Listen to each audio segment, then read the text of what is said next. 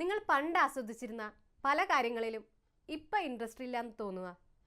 അതുപോലെ തന്നെ നിങ്ങൾക്ക് മരിക്കാൻ തോന്നുക. ഈ ലോകത്ത് നിങ്ങൾ ഉണ്ടായിട്ട് തന്നെ കാര്യമില്ല, അത് നിങ്ങൾക്ക് ഈ ഭൂമിയിൽ നിങ്ങൾ ജീവിക്കുന്നത് ഒരു ഭാരമാണെന്ന് തോന്നിക്കുക. ആത്മഹത്യയല്ല ഇതിനൊരു പരിഹാര മാർഗം. നിങ്ങൾക്ക് ഈ ഒരു കണ്ടീഷൻ ഉണ്ടെങ്കിൽ നിങ്ങൾ അതിന് വേണ്ടിയിട്ട് ട്രീറ്റ്മെൻറ്റ് എടുക്കാൻ ശ്രമിക്കുക.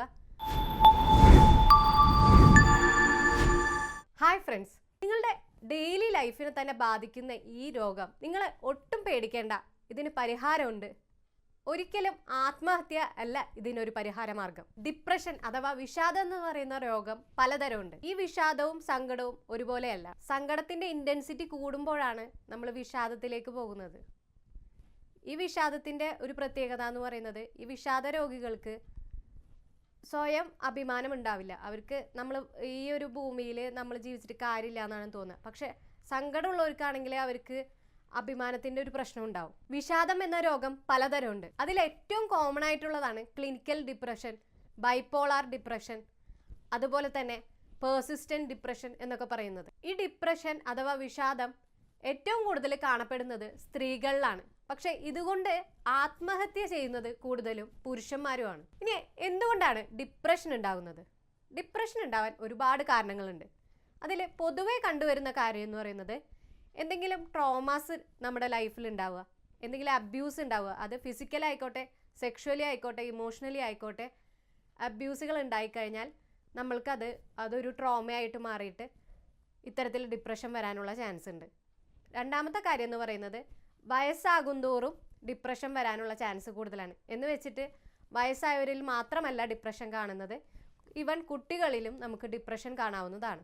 മൂന്നാമതായിട്ട്, നമ്മളുടെ അടുത്തുള്ള ഫാമിലി റിലേറ്റീവ്സോ അല്ലെങ്കിൽ ഫ്രണ്ട്സോ അങ്ങനെ ആരെങ്കിലും, നമ്മൾക്ക് വേണ്ടപ്പെട്ട ആരെങ്കിലും മരിക്കുകയാണെങ്കിൽ, അല്ലെങ്കിൽ നമ്മൾ വളരെ ആഗ്രഹിച്ച ഒരു ജോലിയോ അല്ലെങ്കിൽ മാർക്കോ നമുക്ക് കിട്ടാതിരിക്കുകയാണെങ്കിൽ, അത്തരം ലോസുകൾ സംഭവിക്കുമ്പോഴും നമുക്ക് വിഷാദരോഗം വരാനുള്ള ചാൻസുകളുണ്ട്. നാലാമതായിട്ടുള്ള കാര്യം എന്ന് പറയുന്നത്, നിങ്ങൾക്ക് എന്തെങ്കിലും റിലേഷൻഷിപ്പ് ഉണ്ടെങ്കിൽ ആ റിലേഷൻഷിപ്പ് ബ്രേക്കപ്പ് ആയി കഴിഞ്ഞാലും ഡിപ്രഷൻ വരാനുള്ള ചാൻസ് ഉണ്ട്. അതുപോലെ തന്നെ അഞ്ചാമത്തെ കാര്യം എന്ന് പറയുന്നത്, നിങ്ങൾ വല്ല മെഡിസിൻസോ അതല്ലെങ്കിൽ വല്ല ലഹരി പദാർത്ഥങ്ങളോ ഉപയോഗിക്കുന്നുണ്ടെങ്കിൽ അതിൻ്റെ ഒരു സൈഡ് എഫക്റ്റ് ആയിട്ടും ഡിപ്രഷൻ വരാനുള്ള ചാൻസ് ഉണ്ട്.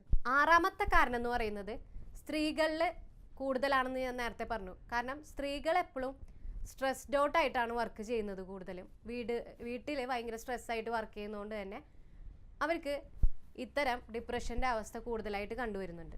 7 തൊട്ട് 8 മണിക്കൂർ വരെ ശരാശരി ഒരു മനുഷ്യൻ ഉറങ്ങേണ്ടതാണ്.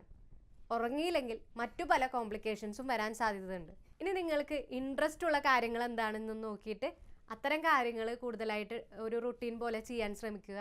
അതുപോലെ എക്സസൈസുകൾ ചെയ്യാൻ ശ്രമിക്കുക. പിന്നെ നിങ്ങൾ ലഹരി ഉപയോഗിക്കുന്നവരാണെങ്കിൽ അത് ഒഴിവാക്കുക. ഇനി ഇതൊക്കെ ചെയ്തിട്ടും നിങ്ങൾക്ക് ഇതിനൊരു പരിഹാരം കിട്ടുന്നില്ല എന്നുണ്ടെങ്കിൽ നിങ്ങൾ അതിനു വേണ്ടിയിട്ട് ട്രീറ്റ്മെൻറ്റ് എടുക്കേണ്ടതാണ്. നമ്മുടെ ഹോമിയോപ്പതിയിൽ ഇതിനു വേണ്ടിയിട്ട് ട്രീറ്റ്മെൻറ്റ് ലഭ്യമാണ്. ഇലക്ട്രോ കൺവൾസീവ് തെറാപ്പി പോലുള്ള ട്രീറ്റ്മെൻറ്റ്സ് അല്ലാതെ തന്നെ നമുക്ക് കൗൺസിലിങ്ങിനോടൊപ്പം തന്നെ ഹോമിയോപ്പതിയിലുള്ള പൊട്ടൻസി മരുന്നുകൾ ഉപയോഗിച്ചതുകൊണ്ട് തന്നെ നമുക്ക് ഈ രോഗം പൂർണ്ണമായി മാറ്റാവുന്നതാണ്. നമ്മൾ ഇവിടെ ചെയ്യുന്നത് എന്താണെന്ന് വെച്ചാൽ, നമ്മൾ യൂറോപ്യൻ നിർമ്മിതമായിട്ടുള്ള സോഫ്റ്റ്വെയറുകളുടെ സഹായത്തോടെയാണ് മരുന്നുകൾ നിർണ്ണയിക്കുന്നത്. അതുപോലെ തന്നെ ജർമ്മൻ പൊട്ടൻസി മരുന്നുകളാണ് ഇവിടെ ഉപയോഗിക്കുന്നത്. ഇതൊട്ടും സൈഡ് എഫക്ട്സ് ഉള്ളതല്ല. പൂർണ്ണമായിട്ടും ഗർഭിണികൾക്കും പ്രമേഹ രോഗികൾക്കും ഈവൻ കുട്ടികൾക്ക് വരെ ഉപയോഗിക്കാവുന്നതാണ്. ഹോമിയോപ്പതിയിൽ ഒരു രോഗിയുടെ മാനസികവും ശാരീരികവുമായിട്ടുള്ള ലക്ഷണങ്ങൾ കണക്കിലെടുത്തിട്ടാണ് മരുന്നുകൾ നിർണ്ണയിക്കുന്നത്. അതുകൊണ്ട് തന്നെ ശാശ്വതമായിട്ടുള്ള ഒരു പരിഹാര മാർഗം കാണാൻ സാധിക്കാറുണ്ട്. നിങ്ങൾ ഒട്ടും നിരാശരായിട്ടിരിക്കേണ്ടവരല്ല. നിങ്ങളെ ഈ ലോകത്തിന് ആവശ്യമുണ്ട്. അതുകൊണ്ട് തന്നെ ഞാൻ നേരത്തെ പറഞ്ഞതുപോലെ തന്നെ ആത്മഹത്യയല്ല ഇതിനൊരു പരിഹാര മാർഗം. നിങ്ങൾക്ക് ഈ ഒരു കണ്ടീഷൻ ഉണ്ടെങ്കിൽ നിങ്ങൾ അതിന് വേണ്ടിയിട്ട് ട്രീറ്റ്മെൻറ്റ് എടുക്കാൻ ശ്രമിക്കുക.